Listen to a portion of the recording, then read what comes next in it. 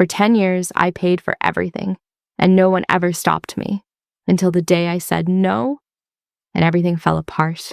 My name is Emily. For 10 years, I paid for my family's life, the rent, the bills, my brother's mistakes.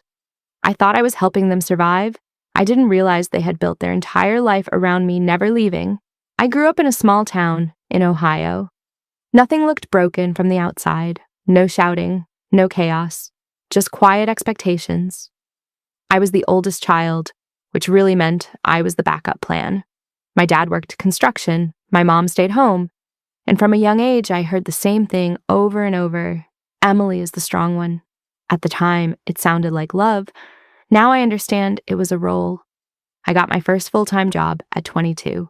I remember holding my first paycheck, smiling like I had finally become someone.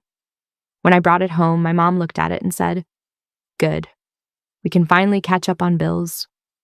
There was no celebration, no excitement, just relief.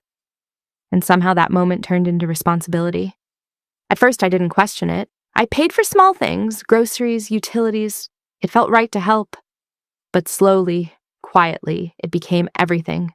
Rent became mine. Groceries became mine. Every unexpected problem became mine. And then there was my younger brother, Jake.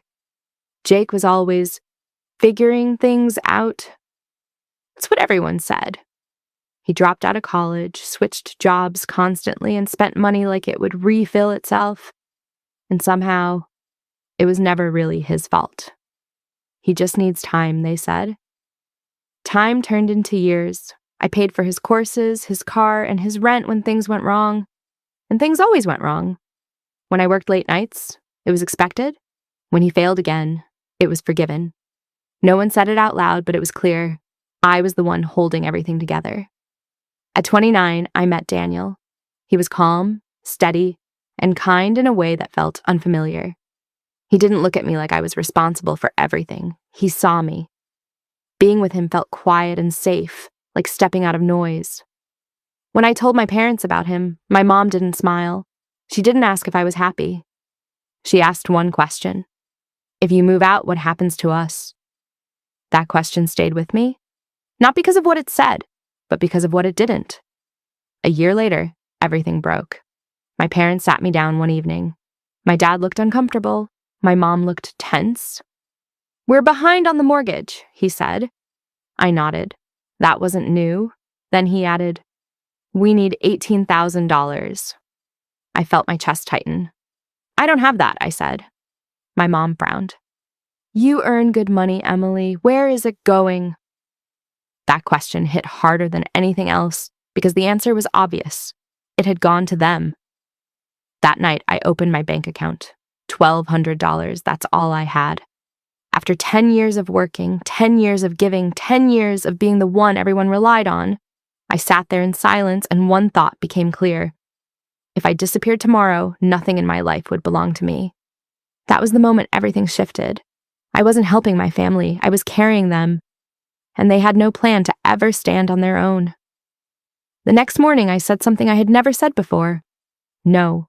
It felt heavy and strange. My dad blinked. My mom stared. "What do you mean, no?" she asked. "I mean, I'm not paying this time." The room went cold. My mom's voice sharpened. "After everything we've done for you?" I looked at her calmly. "And after everything I've done for you?" That one sentence changed everything. I wasn't the strong one anymore. I was selfish, ungrateful, and cold. My brother stopped talking to me. My mom cried to relatives. Suddenly, I was the problem. Funny how quickly people rewrite the story when you stop playing your part. I didn't argue. I didn't try to explain. I just planned. I opened a new account, redirected my salary, and stopped paying their expenses. And then I signed a lease. The day I left, my mom stood at the door. "You're abandoning us," she said. I held my keys tightly and replied, "No, I'm just not abandoning myself anymore." And I walked out. No shouting, no drama, just freedom. The first few months were hard, not because of money, but because of guilt. It follows you. It whispers, "Go back, help them." But I didn't.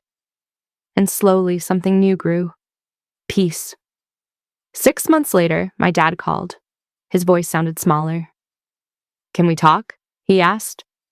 We met at a diner. He didn't look at me at first. Then he said, "We're struggling." Of course they were. For the first time, they didn't have me. Then he said, "We need your help." That sentence used to control me. Now it didn't. I took a breath and said, "I can help, but things are different now."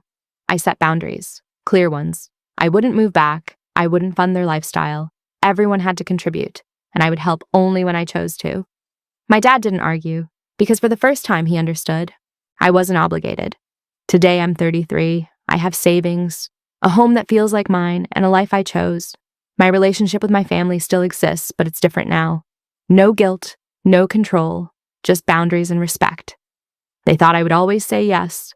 They thought I would never leave. They thought I needed them more than they needed me. They were wrong. Because the moment I chose myself, everything changed. If you're the one always holding everything together, ask yourself this. Who is holding you? This is shattered truth, where silence breaks and people take their power back. And the next story might feel even closer than this one.